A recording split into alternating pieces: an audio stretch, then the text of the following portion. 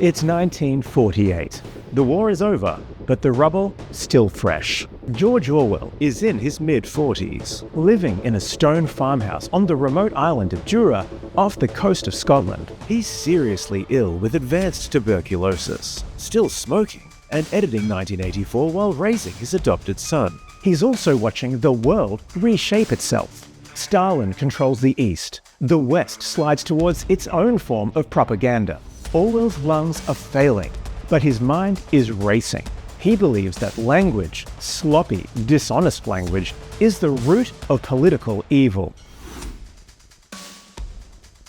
A few years earlier, in his essay, Politics and the English Language, he'd written that if thought corrupts language, language can also corrupt thought. And that's the key. 1984 isn't just about power. It's about the words we use to make power invisible. If you want a picture of the future, imagine a boot stamping on a human face forever. That is not horror fiction. That's George Orwell describing the future, our future, in one line of perfect, terrifying precision. In this video, we're going to pull apart that line and much of the connecting paragraph. Not just what it says, but why Orwell, a man coughing up blood on a lonely Scottish island, chose those words. And by the end of this video, we'll ask one question. Is this perfect prose? For context, the paragraph in question is from late in the novel, when O'Brien, the party interrogator, tells Winston Smith exactly what the future looks like. Behold it now in its alarmingly prescient glory. If you want a picture of the future, imagine a boot stamping on a human face forever. And remember that it is forever. The face will always be there to be stamped upon. The heretic, the enemy of society, will always be there, so that he can be defeated and humiliated over again.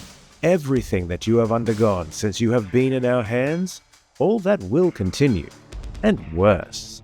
That is the world that we are preparing, Winston. A world of victory after victory, triumph after triumph after triumph. An endless pressing upon the nerve of power. Perhaps you're wondering, in a book full of awesome, why choose this paragraph? Why not the opening? It was a bright cold day in April, and the clocks were striking 13. Or slogans like, war is peace, freedom is slavery, ignorance is strength.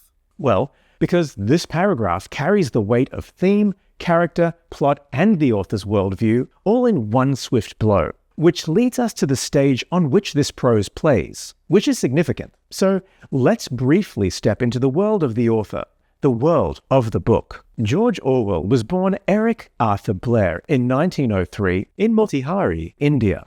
He worked in the Indian Imperial Police in Myanmar, then called Burma. Yes, real boots, real faces, real power dynamics. He fought in the Spanish Civil War, witnessed how language and propaganda destroyed truth. So, when Orwell writes of a boot stamping on a human face forever, he's not just conjuring metaphors. He's processing his lived fear that power wants not just to rule, but to change what is real. That's the first part of our story, the author's confrontation with power, language, and truth. The breakdown, the boot, the face, the man. That first clause, if you want a picture of the future, feels almost polite, a conversational setup. But there's something in that phrasing, the if you want, that's vintage Orwell. He had a journalist's ear for understatement. He invites you in as if offering tea, before smacking you across the face with the word boot. And why a boot? Said the American to the Canadian. Here's where Orwell's past kicks in. When Orwell served in the Indian Imperial Police in Burma, it was the 1920s. He saw firsthand the mechanics of empire, the truncheon, the uniform, the authority that exists simply to maintain itself. He once wrote about shooting an elephant in Lower Burma, not because he wanted to, but because he felt the eyes of empire upon him. The boot became a lifelong metaphor for the absurdity of power that must keep stamping or else collapse. Then there's the human face. Not the body, not the back, the face. The most recognizable, most individual part of us. It's the image of identity itself. In Orwell's fiction, it's not enough for totalitarianism to control your actions. It wants to control your expression. A face that's always underfoot has no room for thought, a smile, a protest. And then the word that lingers, forever. It's easy to miss how economical that is. One word, a whole eternity. Orwell's prose doesn't reach for adjectives or metaphors. He gives you one nuclear word, forever, and trusts you to feel it. By the time he wrote 1984, Orwell was close to his own forever. He knew he was dying.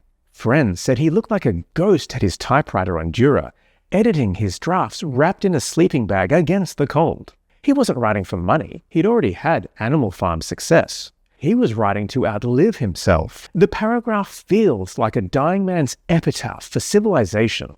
If we don't protect truth, we'll live under the boot forever. Winston is unable to respond, so O'Brien continues with, and remember that it is forever. That remember is crucial. It's almost biblical, a commandment. Orwell knew how propaganda worked. Repetition, rhythm, insistence. By repeating forever, he mirrors the party's own language. He's writing like the system he's condemning, a trick of style that makes the reader complicit. It's subtle genius. He's not just telling us about authoritarian language, he's using it to show how it works. Next, he writes, the face will always be there to be stamped upon. This isn't just sadism, it's theology. Orwell described totalitarianism as a boot stamping on a human face forever. But what he meant was the worship of power itself. The party's religion isn't God, it's domination. And Orwell knew religion. He was raised Anglican, educated at Eton, where ritual and hierarchy were baked into daily life. This sentence reads like inverted scripture, the eternal recurrence of cruelty. Then, the heretic, the enemy of society, will always be there, so that he can be defeated and humiliated over again. When Orwell writes heretic, he's remembering the Spanish Civil War. He'd fought with the militia against Franco's fascists, but his own side, the communists, turned on their allies, branding dissenters as traitors. He saw friends imprisoned and executed, not by enemies, but by comrades. That's why heretic hits hard. For Orwell, totalitarianism doesn't just destroy its enemies, it creates them, again and again, to justify its own power. Even the rhythm of that line, defeated and humiliated over again, is cyclic.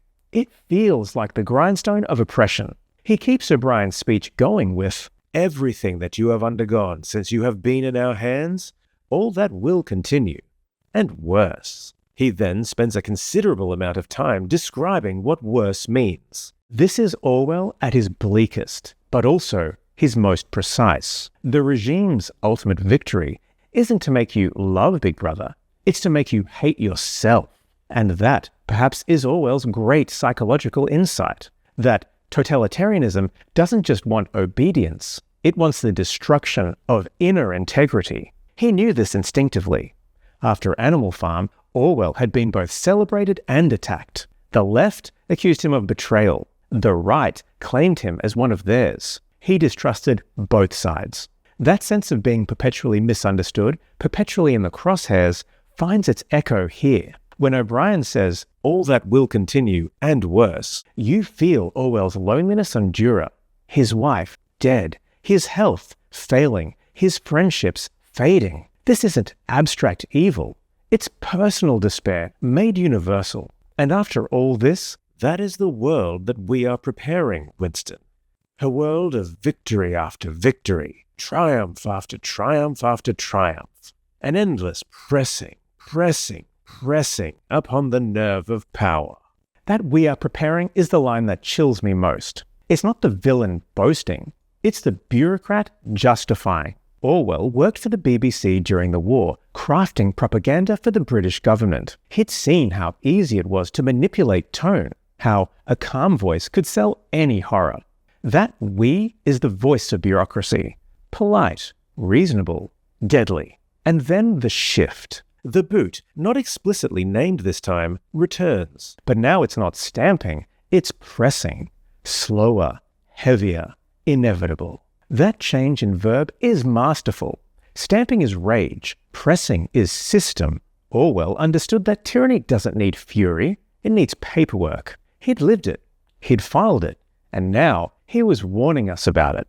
A reflection, power, the question of forever, and perfection. This passage isn't ornate.